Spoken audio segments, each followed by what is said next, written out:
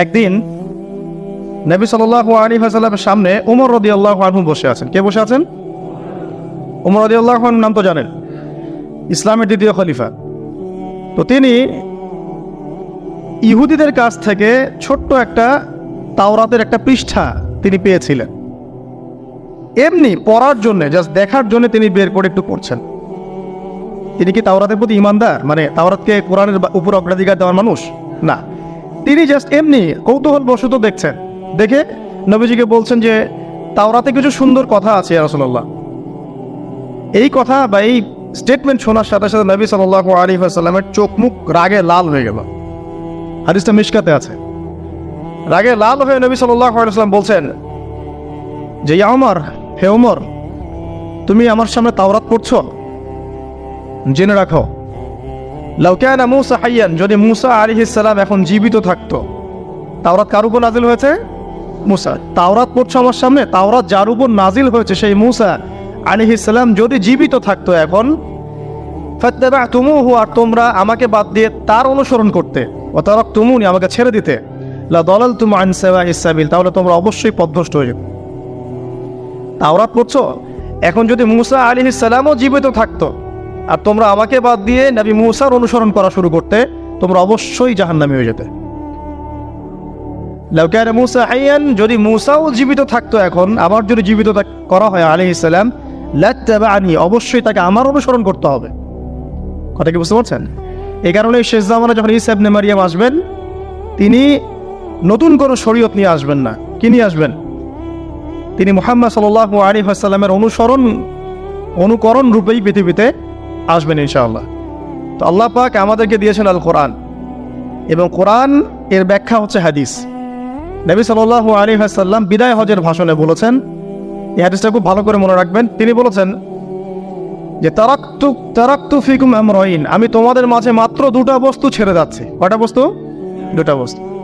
লান তাদিল্লু মা তামাসসাকতুম বিহিমা, তোমরা কোশ্চিনকালেও পথভ্রষ্ট হবে না যতদিন পর্যন্ত এই দুটাকে আঁকড়ে ধরে থাকবে। ঠিক আছে? তোমরা কোশ্চিনকালেও পথভ্রষ্ট হবে না যতদিন পর্যন্ত এই দুটাকে তোমরা শক্ত করে আঁকড়ে ধরে থাকবে। অন্য হাদিসে আছে দাঁতের মাড়ি দিয়ে কামড়ে থাকবে। আপনি সামনের দাঁত দিয়ে কিছু কামড়াতে গেলে কিন্তু টান দিলে ছিঁড়ে যাবে না? দাঁতের মাড়ি দিয়ে যদি শক্ত করে ধরেন, এত সহজে কিন্তু টান দিলে ছিঁড়বে না। এই জন্য নবী বলছেন সাল্লাল্লাহু আলাইহি ওয়াসাল্লাম, দাঁতের মাড়ি দিয়ে কামড়ে ধরে থাকবে কোরআন এবং সুন্নাহকে। সেই দুটো বস্তু কি? নবী সাল্লাল্লাহু আলাইহি ওয়াসাল্লাম বলছেন, একটা হচ্ছে কিতাব আল্লাহ, আল্লাহ পাকের কিতাব, মানে কি? আল কোরআন। ওয়া সুন্নতি নবীহি, মানে নবীর সুন্নাত, অর্থাৎ হাদিসগুলো। কোরআন এবং সুন্নাহ মিলে ইসলাম। এই ইসলামটাই হচ্ছে আল্লাহ রাব্বুল আলামিনের মনোনীত সর্বশেষ দিন, সর্বশেষ টেস্টিমেন্ট। মানে আদম আলাইহিস সালামও তো মুসলিম ছিলেন, নূহ আলাইহিস সালামও মুসলিম ছিলেন, ঈসা আলাইহিস সালাম, মূসা আলাইহিস সালাম, ইব্রাহিম আলাইহিস সালাম, এই যে লক্ষ লক্ষ নবী রাসূল, তারা মুসলিম ছিলেন না? সবাই মুসলিম ছিলেন, কিন্তু সর্বশেষ যে বিধিবিধানগুলো আল্লাহর পক্ষ থেকে এসেছে সেটা কি? কোরআন এবং সুন্নাহ এবং ইসলামের এই নতুন রূপটা, সর্বস্বীকৃত সর্বনতুন যে রূপটা, এটা কিয়ামত পর্যন্ত থাকবে ইনশাআল্লাহ। তো ইসলাম চির প্রাচীন এবং চির নতুন, চির আধুনিক। আমরা কি বোঝাতে পারছি? এখন এই ইসলামটা কি পরিবর্তনযোগ্য? উত্তর না। আল্লাহ পাক সূরা মাইদা 3 নম্বর আয়াতে বলছেন, আল ইয়াউমা আকমালতু লাকুম দীনাকুম ওয়া আতমামতু আলাইকুম নি'মাতি ওয়া রাদিতু লাকুমুল ইসলাম দীনান। আল্লাহ পাক বলছেন, আজকে আমি তোমাদের উপরে দ্বীন ইসলামকে পরিপূর্ণ করে দিলাম। পরিপূর্ণ করে দেওয়ার অর্থ হচ্ছে এখানে সংযোজন বিয়োজনের কোনো সুযোগ নাই। কেউ যদি বলে 5 ওয়াক্ত নামাজের জায়গা 6 ওয়াক্ত বানাই দিব আমরা, ঠিক আছে? সুযোগ আছে? সুযোগ নাই। যাকাতের বিধানটা খুব কঠিন মনে হয়, যাকাতের নিসাবটা একটু কমাই দিব, পারবে? ইসলামের চুল পরিমাণ কিছু ঢোকানোর, বের করার কোনো সুযোগ নাই। কেন নাই? কারণ আল্লাহ পাক এই দিনটাকে পরিপূর্ণ করে দিয়েছে। আল ইয়াউমা আকমালতু লাকুম দীনাকুম, দিনটাকে কামেল করেছে। কামেল মানে, কামেল পাস মানে কি? সার্টিফিকেট পাইছে পরিপূর্ণ, তাই না? আচ্ছা, যদিও আমাদের অনেক কামেল পাস আছেন, দুঃখের সাথে জানানো বলতে হয়, অনেক সময় অ্যারাবিক গ্রামারের বেসিক জিনিসও জানেন না। হ্যাঁ, সার্টিফিকেট সব কিছু না, জ্ঞান সব কিছু। এবং এই জ্ঞান শুধুমাত্র বই পড়ে অর্জিত হবে এমনও নয়। জ্ঞান আসে কার পক্ষ থেকে? আল্লাহর পক্ষ থেকে। এটা মনে রাখবেন, জ্ঞান আল্লাহর পক্ষ থেকে আসে। হ্যাঁ, জ্ঞান কখন আসবে? যখন আপনি পরিশ্রম করবেন, আপনার পরিশ্রম আল্লাহ পাক দেখবেন, আপনি ধারাবাহিকভাবে লেগে থাকবেন, আল্লাহর কাছে বেশি বেশি দোয়া করবেন, পাপ ছেড়ে দিবেন, গুনাহ ছেড়ে দিবেন, গুনাহমুক্ত অন্তর নিয়ে আল্লাহর কাছে কান্নাকাটি করবেন, আল্লাহ পাক ইনশাআল্লাহ ইলম দান করবে ইনশাআল্লাহ। ইমাম শাফিঈ রাহিমাহুল্লাহ বলতেন যে আমি অনেক পড়ি কিন্তু ভুলে যাই। তার ওস্তাদ তাকে বললেন যে তুমি পাপ করা ছেড়ে দাও, যদি গুনাহ করতে থাকো তাহলে তোমার অন্তরে আল্লাহর নূর নাজিল হবে না। ঠিক আছে, তো গুনাহ মুক্ত অন্তর নিয়ে ইলম চর্চা করতে হয়, আল্লাহ পাক তৌফিক দান করুন। আর ইলম অর্জন করে যদি অহংকার আর হিংসা চলে আসে তাহলে সেই ইলম হবে শয়তানের ইলম। শয়তান প্রচণ্ড আলেম ছিল, কিন্তু ইবলিস কি ছিল?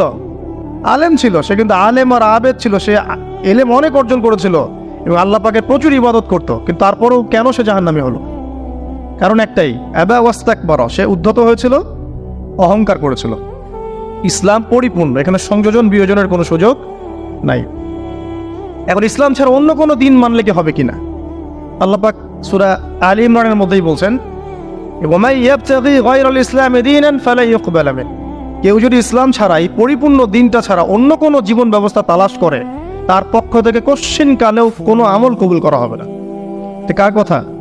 আল্লাহর কথা।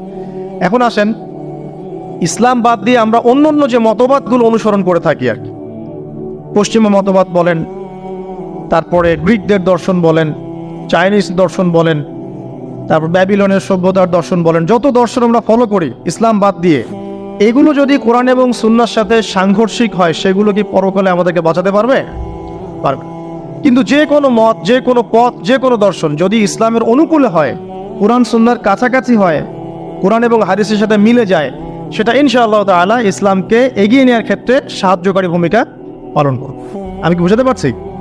আল্লাহ পাক পৃথিবীতে নামিয়ে দিয়েছেন, এতিম করে ছেড়ে দেন নাই। আল্লাহ পাক হেদায়েত দিয়েছেন, আসমানি কিতাব পাঠিয়েছেন। আসমানি কিতাবের সর্বশেষ কিতাব কি? আল কোরআন, যার ব্যাখ্যা হচ্ছে সুন্নাহ, হাদিস। কোরআন আর হাদিস মিলেই হচ্ছে ইসলাম। এটা বাদ দিয়ে অন্য কোনো দিন তালাশ করলে আমল কবুল হবে না। এই ইসলামের সংযোজন বিয়োজনের কোনো সুযোগ নাই।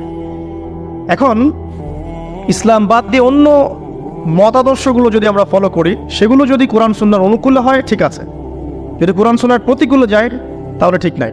যদি আপনারা বলেন, এখন সারা বিশ্বই কথা বলে যে বেশিরভাগ মানুষ যা বলবে সেটাই হক, বেশিরভাগ মানুষ যেটা বলবে সেটা সঠিক, ডেমোক্রেসি, বেশিরভাগ মানুষ যা বলবে সেটাই সঠিক। এখন এই মসজিদে মনে করেন যে 1000 মানুষ বসে আছেন, কথার কথা, এখন একটা ভোটাভুটি করলাম। বিষয় কি? বিষয় হচ্ছে সুদ হালাল না হারাম। বিষয়টা হচ্ছে সুদ মানবতার কল্যাণে উপকারী না ক্ষতিকর। এখন আপনাদের মধ্যে 999 জন ভোট দিল যে সুদ মানবতার জন্য উপকারী, অর্থনৈতিক অগ্রগতির জন্য সুদের দরকার আছে। সুদের লোন না নিলে এই যুগে চলা যায় না, সুদ না খেলে এই যুগে বিল্ডিং করা যায় না, সুদ না খেলে অর্থনৈতিক প্রোগ্রেস হবে না। তাদের মত এটা। কয়জনের মত? 999 জন। তো বেশিরভাগ মানুষ যেহেতু এটাতে ভোট দিল, অতএব এটা সত্য নাকি? ওই যে একজন আল্লাহর বান্দা বলছেন না এটা ভুল, এটা মিথ্যা, এটা আল্লাহর আইনের বিরোধী, রাসূলের আইনের বিরোধী, এটা মানবতার বিরোধী, সুদ খেলে এক শ্রেণীর মানুষ ধনী হয়, বেশিরভাগ মানুষ গরিব হয়ে যায়, এবং সুদের কোনো কল্যাণ নাই, বরং এর মধ্য দিয়ে সম্পদ সংকুচিত হয়। তার বুঝ, একজনের বুঝ। এখন ইসলামের দৃষ্টিতে ওই একজনের রায়টা নেওয়া হবে না 999 জনের রায় নেওয়া হবে? তাহলে ইসলামের মানদণ্ডে এই প্রচলিত সোকল ডেমোক্রেসি টিকলো কিনা? টিকলো না, টিকলো না। এখানে বুঝতে হবে যে কখন টিকবে, যখন বেশিরভাগ মানুষের রায়টা কোরআন সুন্নাহর অনুকূলে হয়েছে। এখানে 800 জন বলেছেন সুদ হারাম, 200 জন বলেছে সুদ হালাল। 800 জন সঠিক বলেছে, 200 জন ভুল বলেছে। সঠিক বেঠিকের মানদণ্ড কি? কোরআন এবং হাদিস। এখন আমরা এটাকে নিতে পারব, এই ডেমোক্রেসিতে কোনো সমস্যা নেই। আমি মনে বুঝাতে পারছি না। আচ্ছা, আরেকজন মনে করেন বললেন যে 4টা প্রচলিত ধর্ম, প্রচলিত 4টা ধর্ম, যেমন বুদ্ধিজম, হিন্দুইজম, খ্রিস্টানিজম এবং ইসলাম, এই 4টা ধর্ম মিলে একটা নতুন ধর্ম করা যায়। কথার কথা বোঝেন? কোনো সমস্যা? 4টা রিলিজিয়ন মিলে নতুন একটা ধর্ম করা যায়, এটা কিছু মানুষ মত দিল। আর কিছু মানুষ বলছেন না, এটা সম্ভব না, ইসলাম ইসলামের জায়গায় থাকবে, অন্যান্য ধর্ম অন্যান্য ধর্মের জায়গায় থাকবে। তবে আমরা সবার সাথে সম্প্রীতি বজায় রাখবো, কারোর সাথে কারো কোনো দ্বন্দ্বে আমরা যাব না। এখন এই বেশিরভাগ মানুষ যে বলছে যে সব ধর্মগুলো মিলে একটা নতুন মানব ধর্ম তৈরি করা যায়, ওই মতটা সঠিক হবে নাকি অল্প কিছু মানুষের মতটা সঠিক হবে? তো এখানে একটা মূলনীতি বুঝতে হবে যে কোরআন এবং সুন্নাহর অনুকূলে যে কোনো মত আসুক গ্রহণ করা যাবে, কোনো সমস্যা নেই। বিজ্ঞান হোক, দর্শন হোক, আপনার যে কোনো ইজম হোক, যে কোনো মতবাদ হোক, কোনো সমস্যা নেই। কিন্তু কোরআন এবং সুন্নাহর মূলনীতির বাইরে চলে গেলে কি সমস্যা? এখন হয়তো প্রেশারাইজড করে যদি কেউ চাপিয়ে দেয় সেটা আলাদা বিষয়, আপনি মানতে বাধ্য হয়েছেন সেটা আলাদা বিষয়। কিন্তু মন থেকে যদি স্বীকার করে নেন যে না, ইসলামের বাইরেও অন্যান্য বিষয়গুলো মেনে নেওয়া যায়, তাহলে সমস্যা। আল্লাহ পাক আমাদেরকে বোঝার তৌফিক দান করুন। এখন একটা দিকে ফোকাস করে আমি আলোচনাটাকে এন্ডিংয়ের দিকে নিয়ে যাবো ইনশাআল্লাহ। সেটা হলো যে আল্লাহ রাব্বুল আলামিন আমাদেরকে পৃথিবীতে পাঠিয়ে দিয়েছেন, সে আল্লাহর কাছে আমাদেরকে ফিরতে হবে না? ফিরতে হবে। আল্লাহ পাক এমনি এমনি পাঠিয়ে দেননি, সময় দিয়েছেন, আসমানি কিতাব দিয়েছেন, নবী রসুলও পাঠিয়েছেন। কারণ আসমানি কিতাব তো আমরা এমনি এমনি প্র্যাকটিস করতে পারবো না। হাতে একটা কোরআন ধরিয়ে দিলেই তো সবাই আমল করতে পারবে না, পারবে? একজন রোল মডেল তো লাগবে, একজন গাইডলাইন তো লাগবে। সেই আদর্শ গাইডলাইন হচ্ছে রাসূলুল্লাহ সাল্লাল্লাহু আলাইহি ওয়াসাল্লাম। তাকে দেখে আমরা শিখেছি কিভাবে কোরআন আমল করতে হয়, কিভাবে হাদিসের উপর আমল করতে হয়। এটা সাহাবীরা দেখে শিখেছেন, সাহাবীদেরকে দেখে তার পরের জেনারেশন শিখেছে, তার পরের জেনারেশন তার পরের জেনারেশন দেখে শিখেছে। এভাবে আস্তে আস্তে সিনায় সিনায় জ্ঞানটা কি হয়েছে, চলে এসেছে। পরে এখন আমরা কিন্তু নবীকে দেখতে পারি না, এখন আমরা দেখি শুধু কোরআন একটা কপিস এবং হাদিসের কিছু বই। আমরা কিন্তু নবীকে দেখি নাই সাল্লাল্লাহু আলাইহি ওয়াসাল্লাম, আমরা সাহাবীদেরকেও দেখি নাই, আমরা তাবি কাউকে দেখিনি, ইমামদেরকেও দেখি নাই। 4 ইমামকেও দেখেছেন? দেখেন নাই। এখন কোরআন এবং সুন্নাহর এই যে সিলেবাস আপনি কিভাবে ফলো করবেন? সমকালীন বরেণ্য ওলামায়ে কেরাম যারা আছে তারা যেভাবে কোরআন সুন্নাহর ব্যাখ্যা করছেন, এই ব্যাখ্যাগুলোকে আপনি আগের কিতাবের সাথে মিলিয়ে দেখবেন, যদি ঠিক থাকে এই ব্যাখ্যা গ্রহণ করুন। মানে আমরা এখন আলেম ওলামাদেরকে দেখে দিন শিখছি। যে কোনো মাসআলা জানতে হলে আপনি আলেমের কাছে আসেন না? একটা জব করছেন, যে জবের বিষয় আপনি হয়তো জানেন না, যেখানে হালাল কতটুকু হারাম কতটুকু, আপনি এসে কাকে জিজ্ঞাসা করেন? ইমাম সাহেবকে বা আলেমকে জিজ্ঞাসা করেন। তিনি কোরআন হাদিস ইস্তেহাদ করে গবেষণা করে আপনাকে একটা মত দেন। এই মতটা আপনি ফলো করেন না? এটাই মাযহাব, এটাই হচ্ছে মাযহাব, যেটা না মানলে অবশ্য একজন মানুষ ইসলাম প্র্যাকটিস করতে পারবে না। সবাই তো আর কোরআন সুন্নাহর সব জ্ঞান লালন করে না, করে? সবাই কি কোরআন সুন্নাহর সমস্ত জ্ঞান লালন করবে? কোরআন এবং হাদিস ফলো করতে হবে। তো কোরআনের সব আয়াত কি আমি জানি? সব আয়াতের ব্যাখ্যা আমি জানি? হাদিসের সব হাদিস কি আমার মুখস্থ আছে বা ব্যাখ্যা আমি জানি? জানি না। যেহেতু আমি কোরআন এবং হাদিসের সব কিছু জানি না, আংশিক জানি, তাই আমার জ্ঞানটা আংশিক হবে। এখন আমার সামনে একটা মাসআলা পড়ে গেল, যে মাসআলা সম্পর্কে আমার জ্ঞান নাই, তখন আপনি কি করবেন? নিশ্চয়ই কোনো আলেমকে জিজ্ঞাসা করবেন, কোনো বড় পীর সাহেবকে জিজ্ঞাসা করবেন, বা যিনি বরেণ্য স্কলার তাকে জিজ্ঞাসা করবেন। তিনি আপনাকে কোরআন সুন্নাহ গবেষণা করে একটা ইস্তেহাদ বা ফতোয়া দিবেন। এই যে আপনি তার মতটা নিলেন, এটাই মাযহাব। এটা খারাপ কিছু না, এটা পথ, মানে তার মতটা নেয়া। এটা না নিলে সাধারণ মুসলিমরা তো আর দিন পালন করতে পারবে না। সবাই তো আর বড় আলেম না, সবাইকে আলেম। যিনি বরেণ্য আলেম, যিনি কোরআন হাদিস সব পড়ে ফেলছে, তার ব্যাপার ডিফারেন্ট। সে নিজেই মুস্তাহিদ, তার তো আর মাযহাব মারার প্রয়োজন হচ্ছে না। সে তো নিজেই মুস্তাহিদ, সে তো নিজেই গবেষণা করে একটা রায় বের করতে পারে, তার তো আর মাযহাব মারার প্রয়োজন হচ্ছে না। তারপরেও এখন এই যুগে এই সৎসাহস কয়জনের আছে যে বলতে পারে কোরআন সুন্নাহর সব জ্ঞান আমি জানি? বলতে পারবে? এই কারণেই বরেণ্য ওলামায়ে কেরামরাও পর্যন্ত তাদের পূর্ববর্তীদের মাযহাবটাকে কি করেন? ফলো করেন। যেটা ফলো না করলে আপনি কিন্তু ইসলামটা পরিপূর্ণরূপে বুঝতে পারবেন না, সমস্যা হয়ে যাবে। আংশিক জ্ঞান নিয়ে যদি আপনি কোরআন সুন্নাহ গবেষণা করে মাসআলা বের করতে যান, সমস্যা হয়ে যাবে, আপনি বিভ্রান্ত হয়ে যেতে পারেন, যেহেতু সব জ্ঞান আপনার নাই। যেমন কিছু মানুষ বিভ্রান্ত হয়ে গেছে, কোরআন সুন্নাহ গবেষণা করে বলছে যে হাদিস আর মানার দরকার নেই, কোরআন মানলেই হবে। হ্যাঁ, এরকম অনেক মানুষ বের হয়েছে এখন। অনেক মানুষ দেখলাম সেদিন বলছে যে কোরআন সুন্নাহ গবেষণা করে দেখেছে যে নবী সাল্লাল্লাহু আলাইহি ওয়াসাল্লাম শেষ নবী নন, আরো নবী নাকি আসতে পারে, নাউযুবিল্লাহ। তো কোরআন সুন্নাহ গবেষণা করে সে তার ওই ভাঙাচোরা বুদ্ধিতে বুঝেছে যে লা ইলাহা ইল্লাল্লাহ কালিমা একবার মুখে পড়লেই হবে, আমলের কোনো দরকার নেই। আবার এক শ্রেণী বের হচ্ছে, ওরা বলছে যে কবিরা গুনাহ যদি করে কেউ, কবিরা গুনাহ যদি কেউ করে ফেলে, সে কাফের হয়ে যাবে, তাকে হত্যা করা যাবে, নাউযুবিল্লাহ। এরকম মানুষ যে বিভ্রান্ত হচ্ছে কেন? বিকজ নিজে নিজে অধিক পাণ্ডিত্য প্রদর্শন করতে গিয়ে অন্যের মত, বড় বড় স্কলারদের আলেমদের মতকে প্রত্যাখ্যান করে নিজে যখন সব কিছু বুঝি এমন দাবি করছে, তখন বিভ্রান্ত হয়ে যাচ্ছে। এই কারণেই পূর্ববর্তী রিনাউন্ড ওলামায়ে কেরাম যারা আছেন, ইমাম ফকিহ মুস্তাহিদ যারা আছেন, তাদের রায়গুলো এত ইম্পর্টেন্ট। এই কারণে তারা গবেষণা করে উম্মাহকে 100 বছর এগিয়ে দিয়েছেন। এখন কি আমি আবার 100 বছর পিছন থেকে শুরু করব? বুঝাচ্ছি দাঁড়ান। মেডিকেল সায়েন্স আছে না, মেডিকেল সায়েন্সের যে বইগুলো পড়ে মানুষ ডক্টর হয়, সেই বইগুলো ওই সেকশনের বিজ্ঞ পণ্ডিতরা লিখেছেন না, ঠিক আছে না? এখন কেউ যদি ডক্টর হতে চেয়ে বলে যে আমি এই বইগুলো পড়বো না, আমি আবার নতুন করে বই লিখে পড়ে ডক্টর হবে? যদি করতেও পারে তাও তো আজ সে 100 বছর পিছায় গেল। বুঝাতে পারছি না মনে হয়। কেউ ইঞ্জিনিয়ার হতে চায়, ইঞ্জিনিয়ারিং পড়তে গেলে তাকে অনেক বই পড়তে হয় না, প্রামাণ্য কিছু বই পড়তে হয়। সেই বইগুলো কে লিখেছে? বড় বড় ইঞ্জিনিয়াররা লিখেছে এই সূত্রগুলো, তাই না? এই বইগুলো পড়ে তারা ইঞ্জিনিয়ার হচ্ছে। এখন একজন চিন্তা করলো যে আমি ইঞ্জিনিয়ার হব, ইঞ্জিনিয়ারিং এর যত বই আছে নিজে আমি গবেষণা করে আবার নতুন বই লিখে ওই বইগুলো পড়ে আমি কি হব? ইঞ্জিনিয়ার হব। এই যদি ইঞ্জিনিয়ার হয়ও তাহলেও কিন্তু 100 বছর পিছিয়ে গেল। বিজ্ঞানী হবে, যে বিজ্ঞানের অনেক সূত্র আছে না, ফিজিক্সের, কেমিস্ট্রি, বায়োলজির অনেক সূত্র আছে না, এই সূত্রগুলো গবেষণা করে করে মানুষ বড় বড় বিজ্ঞানী হচ্ছে না। এখন কেউ যদি চিন্তা করে না আমি নতুন করে সব তত্ত্বগুলো আবার আবিষ্কার করে প্রামাণ্য বই লিখবো, সেই বই পড়ে নিয়ে আমি আবার বিজ্ঞানী হব, কত বড় বোকা, চিন্তা করেছেন?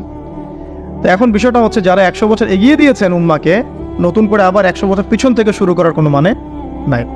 হ্যাঁ, এখন কি করতে হবে? যদি এমন নতুন নতুন কিছু মাসআলা বের হয় যেগুলো কোরআন সুন্নাহর সাথে সরাসরি পাওয়া যাচ্ছে না, তখন আপনি কি করবেন? আলেম ওলামাদের ইজতিহাদের আশ্রয় নেবেন। দেখবেন, আপনি যাচাই করে দেখবেন যে এই মাসআলাটা কোন কোন আলেম কিভাবে রায় দিচ্ছেন।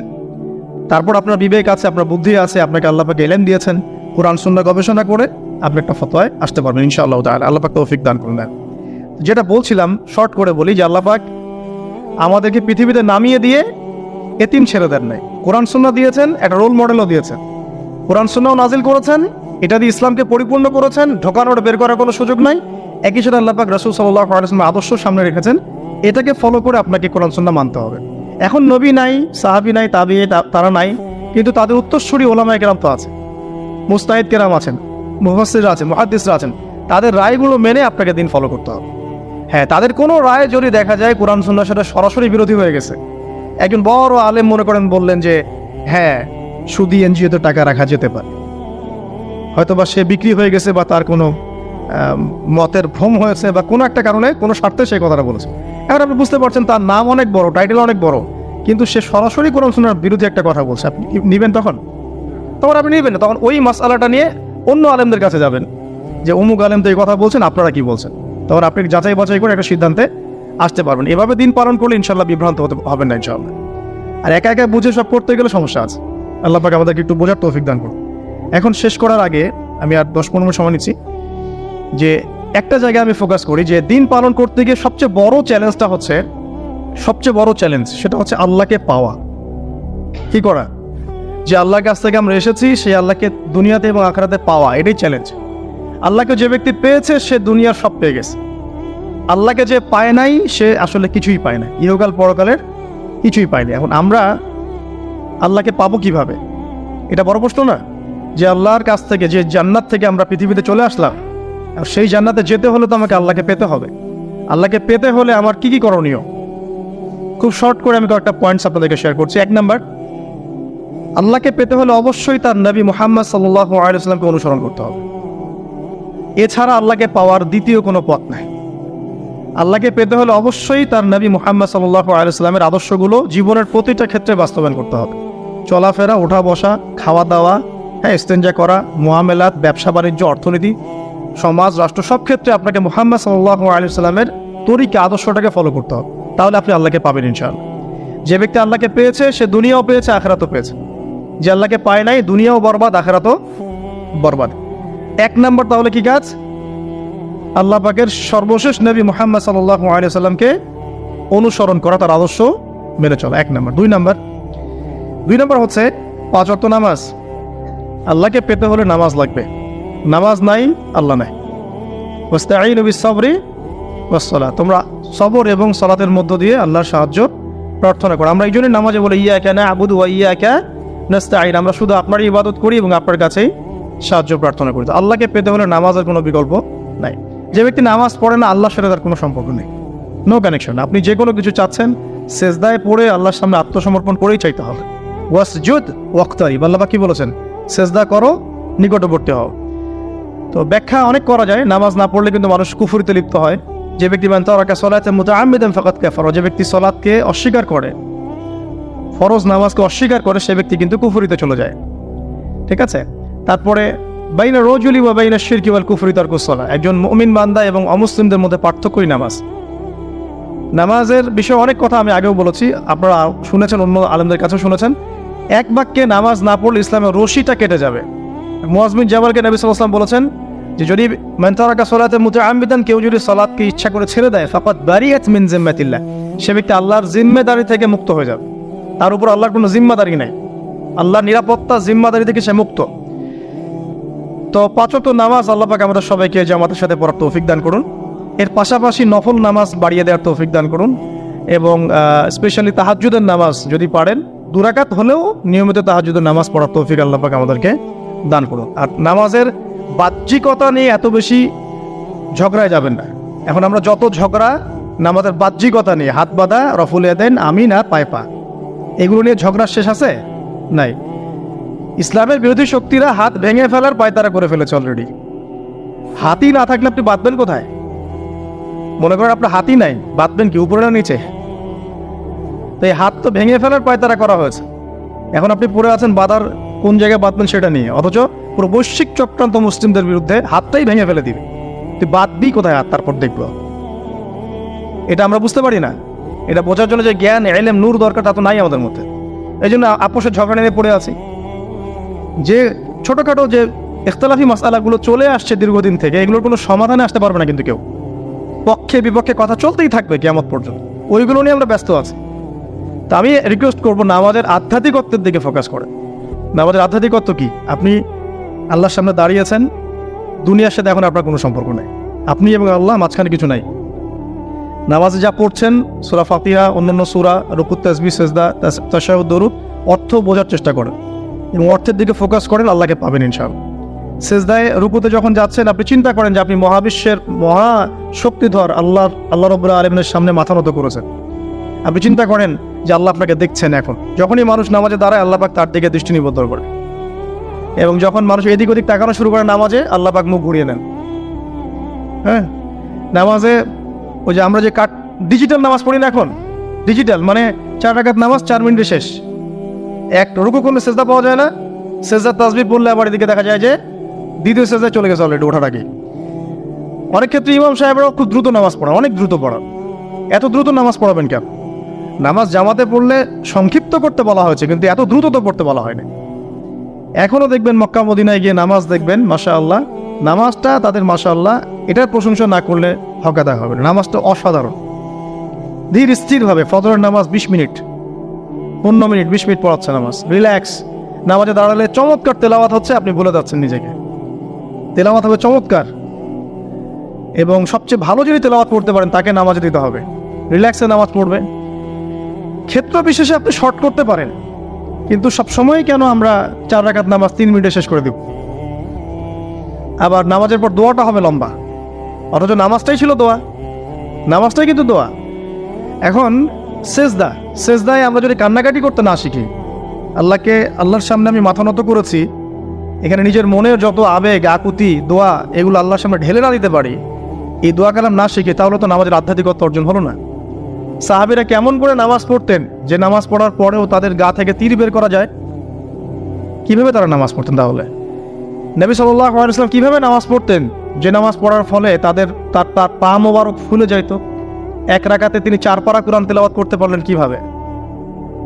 তো তাদের নামাজ আর আমাদের নামাজ, আল্লাহ রাব্বুল আলামিন তার রাসূলের মাধ্যমে একটা হাদিসে জানিয়েছেন যে এমনও অনেক নামাজি আছেন, আউযুবিল্লাহ, আল্লাহ পাক আমাদেরকে তাদের অন্তর্ভুক্ত না করুন, যে নামাজ পড়ার পরে আল্লাহ রাব্বুল আলামিন এই নামাজটাকে ওই নামাজের মুখের উপর নিক্ষেপ করে দেয়, তোমার নামাজের আমার কোনো দরকার নেই। আল্লাহ পাক আমাদেরকে হেফাজত করুন।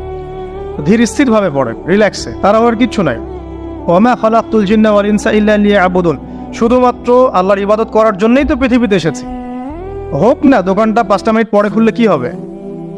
হ্যাঁ, জমিতে যান, জমিতে আধা ঘন্টা পরে গেলে কি হবে?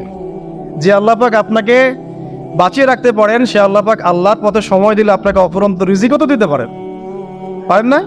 আপনি আল্লাহর হয়ে যান, বাকি সব আল্লাহ আপনার দায়িত্ব নিয়ে নেবেন ইনশাআল্লাহ। আপনি নিজে আল্লাহর হয়ে যান, আপনার সব কিছু দায়িত্ব কে নিয়ে নেবে? আল্লাহ নিয়ে নেবে। আল্লাহ পাক আমাদেরকে ধীর স্থিরভাবে আধ্যাত্মিকত্ব অর্জন করে নামাজ পড়ার তৌফিক দান করুন, আমিন। তো দেখুন, আল্লাহকে পাওয়ার সবচেয়ে সেরা মাধ্যম কি? নামাজ। তার আগে বলেছি নবী সাল্লাল্লাহু আলাইহি ওয়াসাল্লামের অনুসরণ। আল্লাহকে পাওয়ার তৃতীয় একটা মাধ্যম বলে দিই আমি, সওম বা রোজা রাখা। অল্প সময় গুটিয়ে নিচ্ছি, সওম বা রোজা রাখা। রোজা কেন আল্লাহকে পাওয়ার মাধ্যম জানেন? কারণ রোজা রাখা অবস্থায় আমরা কিন্তু গোপনে পানাহার করি না, করি? আমরা রোজা রেখেছি, গোপনে কিন্তু পানি খেতে পারি, কেউ দেখবে না। গোসল করছেন, আপনি পানি খেতে পারেন, কেউ দেখবে? দেখবে না। লুকিয়ে লুকিয়ে আপনি কিন্তু খাবার খেতে পারেন, কেউ দেখবে না, বাসায় কেউ নাই দেখার, কিন্তু আপনি খান না। আপনি সবর করেন, সহ্য করেন, একদম সূর্যাস্তের সময় গিয়ে আপনি ইফতার করেন। এই যে কাজটা আপনি কেন করেন? কারণ আপনি ফিল করেন যে আল্লাহ আপনাকে দেখছেন। কেউ আপনাকে দেখুক না দেখুক, আল্লাহ আপনাকে দেখছেন। এটাই হচ্ছে ইহসান, এটাই হচ্ছে আল্লাহ পাকের মারেফতকে উপলব্ধি করা। আল্লাহ রাসূল সাল্লাল্লাহু আলাইহি ওয়াসাল্লাম বলেছেন, ইহসান হচ্ছে আন তা'বুদাল্লাহা কাআন্নাকা তারা, তুমি এমন ভাবে আল্লাহর ইবাদত করবে যেন তুমি আল্লাহকে দেখছো। ওয়া ইল্লাম তাকুন তারাহু ফাইন্নাহু ইয়ারাক, তুমি আল্লাহকে দেখতে না পারলেও বিশ্বাস করবে আল্লাহ তোমাকে দেখছেন। এটা রোজা রাখলে উপলব্ধি হয় না যে আল্লাহ আমাকে দেখছেন? এটা হচ্ছে আল্লাহকে পাওয়ার মাধ্যম। এই জন্য রমাদানের রোজা অবশ্যই রাখবো ইনশাআল্লাহ। পাশাপাশি এই যে সোমবার, বৃহস্পতিবার বা এই যে মাসে 3 দিন আইয়ামে বীজের সওম আছে, 13, 14, 15, আরাফার সওম, আশুরার সওম বা নফল সওম, এগুলো রাখার অভ্যাস করলে আল্লাহকে পাওয়া যাবে ইনশাআল্লাহ তাআলা। আল্লাহ পাক আমাদেরকে বেশি বেশি সওম রাখার তৌফিক দান করুন। এবং আমাকে, আপনাদের সবাইকে বিগত জীবনে আমরা যারা বিভিন্ন সময় সওম রাখি নাই বা রাখতে পারি নাই, বা বিভিন্ন সালাত পড়ি নাই, পড়তে পারি নাই, এগুলোকে হিসেব করে আদায় করার তৌফিক আল্লাহ পাক দান। আমিন। 4 নম্বর একটা মাধ্যম বলে দিই আল্লাহকে পাওয়ার, সেটা হলো তিলাওয়াতে কোরআন। কোরআন তেলাওয়াত যে যত বেশি করবে, অর্থ উপলব্ধি করে পড়বে, সে আল্লাহ পাককে চাক্ষুষ পাবে ইনশাআল্লাহ। মানে আল্লাহ রাব্বুল আলামিন একটা চিঠি দিয়েছেন, মনে করেন আপনাকে, আপনার একজন কথা এক্সাম্পল দিচ্ছি, যে আপনার কোনো একজন বন্ধু আছে অনেক দূরের কোনো দেশে, তা আপনি তাকে দেখেনও নাই, আপনি তাকে চিনেনও, মানে আপনি তার চেহারা দেখেন নাই, তাকে চিনেন না, তার সাথে যোগাযোগের মাধ্যম হচ্ছে আপনার চিঠি বা মেসেজ, ঠিক আছে? এখন সে আপনাকে কিছু মেসেজ পাঠালো, এই মেসেজের মধ্যে সে কিছু ইনস্ট্রাকশন দিয়েছে যে এইগুলো করতে হবে, এগুলো করতে হবে, বা আপনার প্রতি ভালোবাসার ইজহার করছে। আর এই মেসেজটা যদি আপনি পড়তে পারেন, তাহলে আপনি আপনার বন্ধুর সাথে একটা কানেকশন তৈরি করলেন না? বুঝতে পারছি না? আচ্ছা, এখন সমস্যা হচ্ছে কি, আমরা ওই মেসেজটা পড়তেই পারি না। আমরা তো কোরআনটা পড়তেই জানি না, তাহলে মেসেজটা পাবো কিভাবে? আর যারা পড়তে জানি সেই ভাষাটা বুঝি না। এখন ওই বন্ধু মনে করেন চিঠি লিখেছে বাংলা ভাষায়, আর আপনি বাংলা পড়তে জানেন না, তাহলে কি পারবেন উপলব্ধি করতে তার মনের ভাব, সেই বন্ধুর আবেগ, ভালোবাসা, প্রেম আপনি কি উপলব্ধি করতে পারবেন? লিখেছে সে উর্দু দিয়ে বা ইংরেজিতে, আপনি ইংরেজি বোঝেন না, ইংরেজি লিখতে পারেন না, তাহলে কি আপনি তার চিঠি বুঝতে পারবেন? এখন আমরা যেহেতু আরবি বুঝি না, এই কারণে কোরআনের মধ্যে কি পড়া, কি বলেছেন আল্লাহ রাব্বুল আলামিন, আমরা উপলব্ধি করতে পারছি। আমি কি বুঝাতে পারছি? তো কোরআন শুধুমাত্র তিলাওয়াত করা যথেষ্ট নয়। তিলাওয়াত করলে আপনি প্রত্যেক হরফে 10 টাকা পাবেন, কোনো সমস্যা নাই, কিন্তু ওই মেসেজটাকে উপলব্ধি করতে হলে আপনার অর্থটা জানতে হবে। অর্থ জানলে পরে আপনি দেখবেন আল্লাহকে আপনি চাক্ষুষ সামনে পাচ্ছেন ইনশাআল্লাহ তাআলা। আপনি হতাশ হয়েছেন, হতাশা দূর করার জন্য সূরা আছে কোরআনে। বিপদে পড়েছেন, বিপদ দূর করার সূরা আছে কোরআনে। আপনার রিজিকের সমস্যা কাটানোর সূরা কোরআনে আছে। কোনো হাজতের প্রয়োজন, সূরা ইয়াসিন, হাজতের সূরা চলে আসে। অসুস্থ হয়েছেন,